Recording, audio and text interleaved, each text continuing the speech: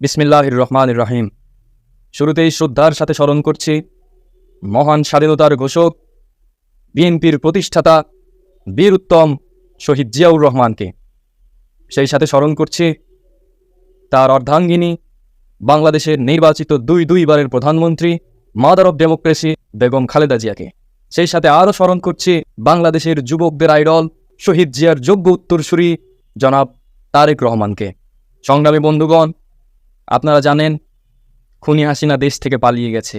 15 বছর ধরে যে অত্যাচার হচ্ছিল, সেই অত্যাচারের হাত থেকে দেশের মানুষ রক্ষা পেয়েছে। অন্তর্বর্তীকালীন সরকার গঠিত হয়েছে। এখন বিএনপির সামনে অনেক নতুন নতুন চ্যালেঞ্জ আসছে। এই চ্যালেঞ্জগুলো আমাদের মোকাবিলা করতে হবে। এর মধ্যে সবচেয়ে বড় চ্যালেঞ্জ সেটি হচ্ছে দলের মধ্যে আওয়ামী অনুপ্রবেশ ঠেকানো। এই খুনি হাসিনার দোসর যারা ছিল তাদেরকে কোনোভাবেই বিএনপিতে জায়গা দেওয়া হবে না, হবে না, হবে না। এদের ঠেকিয়ে দিতে হবে, ঠিক কিনা? এই কার্বনের ইন্টন বাজে, ধর ওটা ধর, অনুপ্রবেশকারী ধর। ভাই, আওয়াজটা আমাদের দিক থেকে না, আপনার দিক থেকে আসছে।